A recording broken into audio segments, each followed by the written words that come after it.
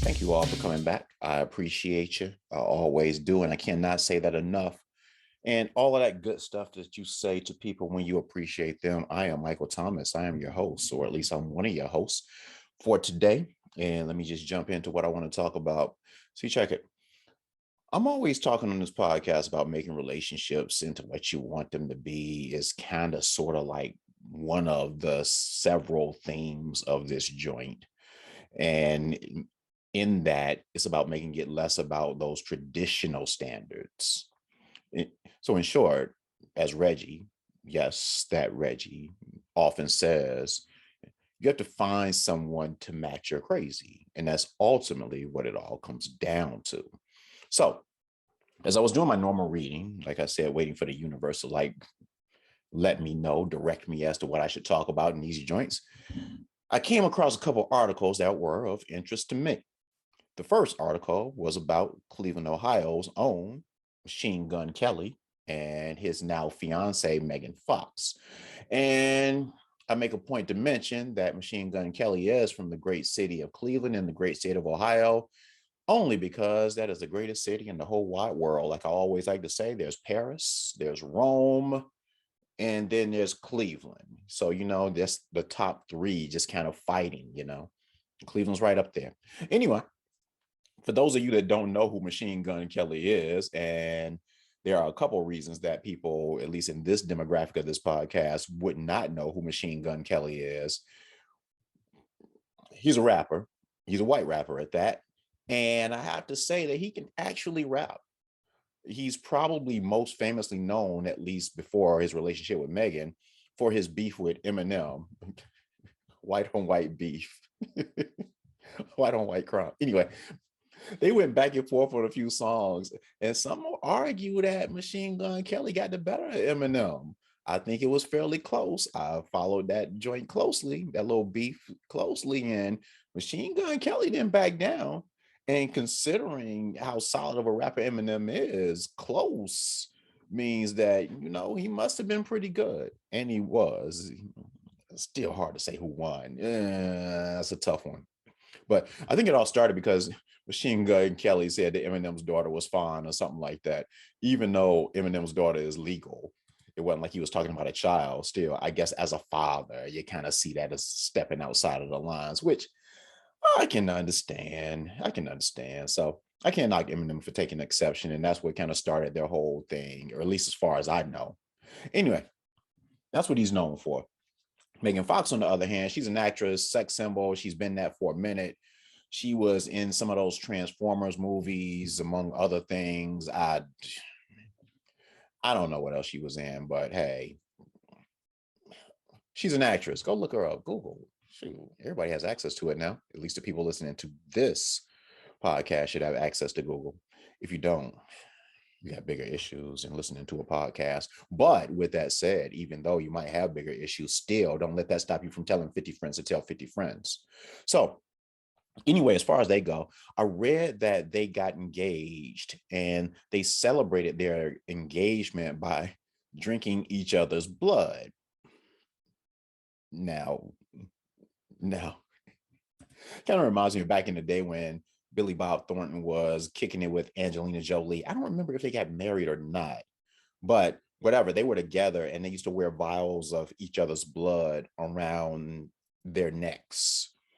And it is what it is. And that's reminiscent of that. They didn't mention drinking any of the blood, but if you're going to wear it around the neck, I mean, that's a step away from drinking it or the next step after drinking it. I don't really know how that works. Either way, that's not something that I would ever suggest that my fiance do, that me and my fiance do. And while I can't say that I break up with her, if she suggested that to me, it would lead to some questions that I'd have for her. I might low-key think that she's some kind of witch or something, kind of putting a spell on me or something like that.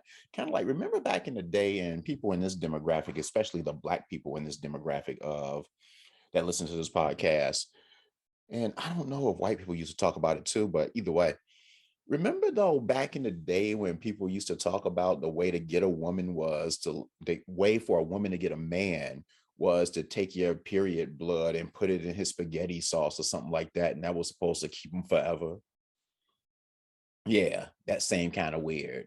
So that's when it kind of brings to my mind also, along with wearing like necklaces with vials of blood around your neck or whatever. But with that said, if my fiance or the woman that I was dating, in love with, or with that, whatever, came to me and was like, hey, I have an idea. Why don't we celebrate our union by why don't we celebrate our union by drinking each other's blood? So, and then it's like, is it a pinprick, or is it like, let's find a vein and like I don't know. I mean, if you poke yourself in your finger and you lick the finger or something like that, I guess that's not as bad or as creepy, but I don't know. It'd be weird either way. But that speaks to finding someone that matches your crazy. Plus, also, I don't mean to go on a side note about the blood thing, even though that's all I've been talking about up to this point. That's neither here nor there. Blood really isn't all that tasty. That's the other thing. So it couldn't be more than just a pinprick.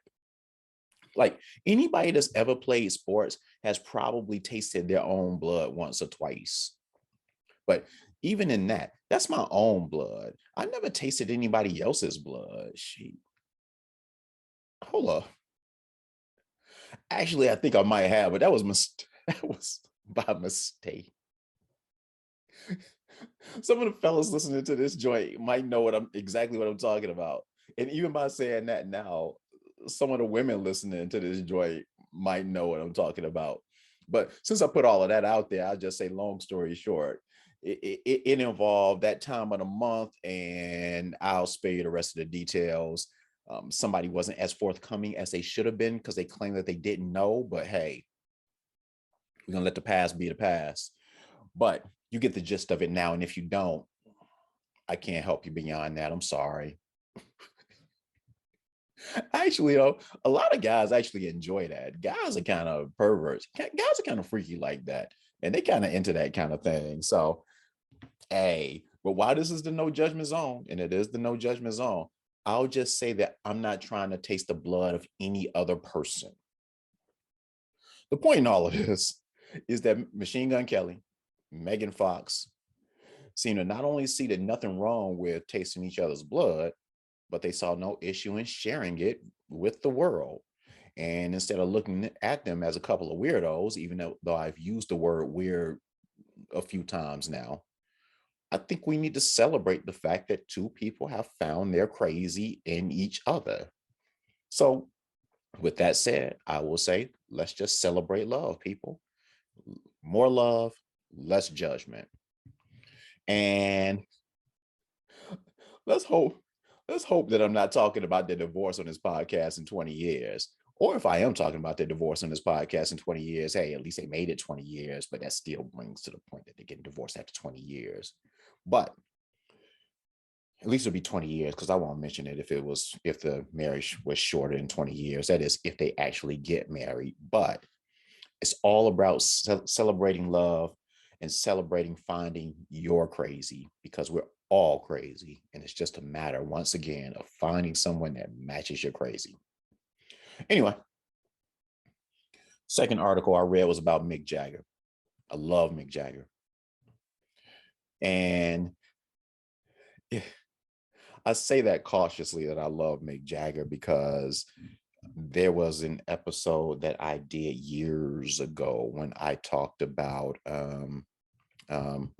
Chris Cuomo, Mario Cuomo, whoever the governor of New York was, and talked about the things that he had done, which led to his ouster as governor of New York. And I talked about how, as off-putting and as creepy as it was more the product of his being an old man growing up in a certain time. That is one of my favorite episodes of the podcast. I forget the name of it, but it has something to do with old men just being old men or something like that. But I say all of that because when I talk about Mick Jagger and talking about my loving him, it makes me nervous, because he is a man at a certain age, a white man of a certain age, that has most likely said and done some things that will offend me or would have offended me, even though he might be more PC now. I just figure if you're a certain age and you're white, you've probably used the N-word before. You've probably done some racist shit, even if it was low key, even if it was unintentional, so you claim, or whatever it is. So I always say it with caution when I talk about how much I love someone that I don't know and he's old and white. But with all of that said, I'm a huge Rolling Stones fan, even though, going back to people of a certain age, most white artists from that era, they made their names by stealing blues music and transforming it while leaving the brothers and sisters that made it penniless. And don't get me started on that. I digress. This isn't about any of that. Anyway, the point is, Mick Jagger is 78 years old. Now, I give Mick credit. I saw him in concert a couple months ago, and he still has a ton of energy. He's a credit to all 78-year-olds. But the article that I read talked about how he's decided to settle down with his girlfriend. Finally, his girlfriend is 35, and she's the mother of his 4-year-old son. And while the thing about these articles is that I usually don't get into the comments after I read the article, but I was curious about the comments in this particular article because I had an idea of what most of them would center on, as I'm sure you do as well. And well, just like I figured, while many of the comments seem to focus their opinion on, hey, she's a gold digger, get with this man twice her age because he's got money and blah, blah, blah. That's not really fair, you know. And even if it's true, so I mean, Mick's been around the block enough to know the game.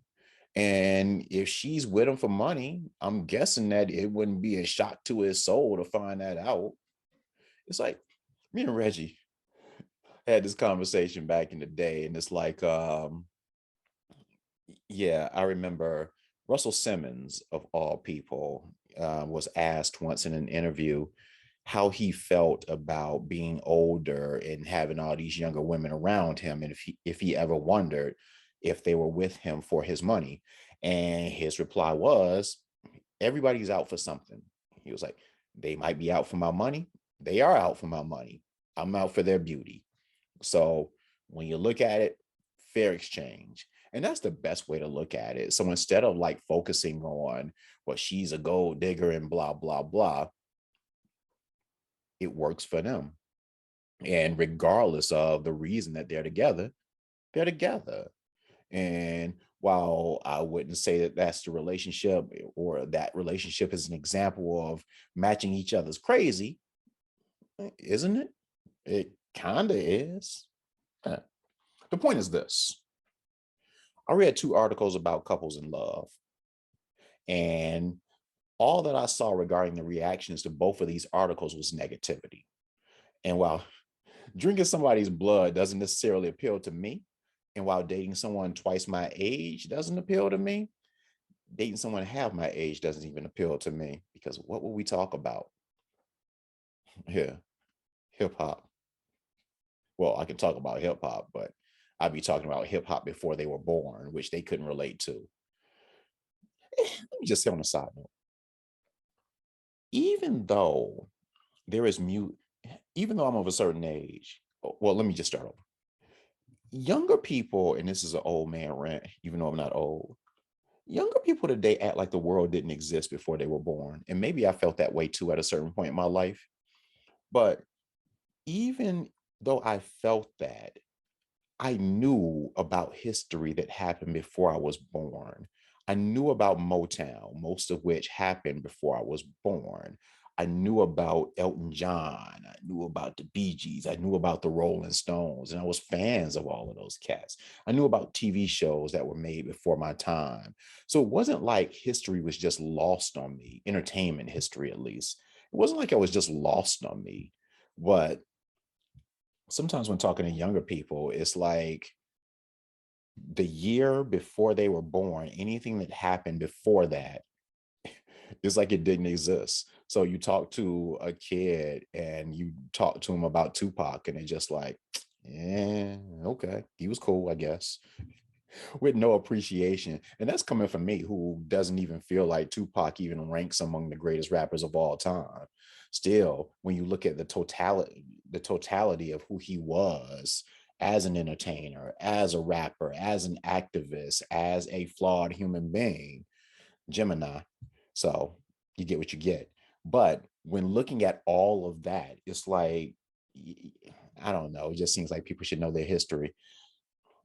But again, I digress. That's me going on an old man rant, and I am not an old man. So it's interesting that I'm going on that rant anyway. But the point is, that's the reason that dating someone half my age in their mid 20s wouldn't necessarily appeal to me, because ultimately we could only talk about what's going on in her world and not necessarily what's going on in mine. So one-sided conversations really wouldn't appeal to me. And then dating someone twice my age definitely wouldn't work, because dating someone twice my age would mean that I'd be into necrophilia because she'd be dead. But that's neither here nor there. But the point is, even though those things don't appeal to me, the question is, why can't we accept love for love's sake, regardless of what it looks like? I wish Machine Gun Kelly and Megan Fox a lifetime of blissful blood drinking happiness. And the same for Mick and his girlfriend. Not that they'll be drinking each other's blood, because Mick only has so much to spare because he's so fucking old, but that's neither here nor there. And considering that Mick has had, he had a heart procedure like 3 years ago, that lifetime of blissful happiness, that might not be lasting all that long. But let's celebrate love, people. Find your crazy and rock with that mess until the wheels fall off. I'm trying to find my crazy so I can rock with it until the wheels fall off. Anyway, you all know how I usually end these episodes, either with divorce or death. Well, we got both today. And I don't mean to say that so in such an upbeat way, but life happens. First divorce, Lisa Bonet and Jason Momoa. They're getting divorced. People that don't know Lisa Bonet, she was famous for being being on the Cosby Show, and she was every little boy's crush, every little teenage boy's crush, including my own. When I used to watch Cosby Show, she was the coolest chick. She had style. Then she got a little weird, but that's all right. Again, finding someone to match their crazy. And he's obviously, well, obvious to some, because I never even heard of him before he started watching, before he started kicking it with Lisa Bonet. And then I saw him on Game of Thrones and didn't even realize that that was him. And then he became Aquaman, and that's all that I know that he's famous for. And even though they've only been married for 5 years, which wouldn't normally be long enough to be mentioned on this particular podcast, what is worthy of mentioning on this podcast, and what falls into what I always talk about on this podcast, is that they've been together for somewhere between 15 and 20 years, which puts them right into what I talk about when I openly wonder, as I often do, how do you get with somebody for that long and then all of a sudden decide, this isn't working again? And I say this, I've said this 100 times, not 100 times, because we've only had 100+ episodes, but I say this all the time. If you've been together that long, there should not be anything that you can't work out. It shouldn't be anything that you shouldn't be able to work out. But what do I know? But anyway, they've been together 15 years. That falls into the demographic of this podcast. Well, not the demographic, but into what I talk about in terms of relationships and marriages and all that stuff in that podcast. And then, as Reggie often says, once you get married, everything goes downhill because people stop caring as much and people get a little bit too comfortable, which goes back to the effort versus comfort episode of the podcast. All of this stuff is tying back to old episodes of the podcast, but that's interesting.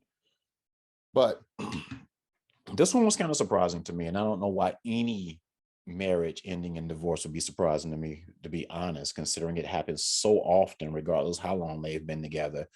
I think I mentioned Megan Good and Devin Devon, whatever his name, Franklin, and how that kind of like caught me off guard. But Really, if I'm being true to myself, none of this stuff should really catch me off guard.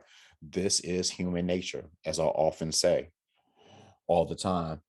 But I just kind of thought that they would work, had more of a chance of working because, I mentioned earlier that Lisa went rogue and went a little bit weird. And I don't know him to be weird, but in the time that they had been together, I just kind of thought that he would have made the necessary adjustments to her weirdness.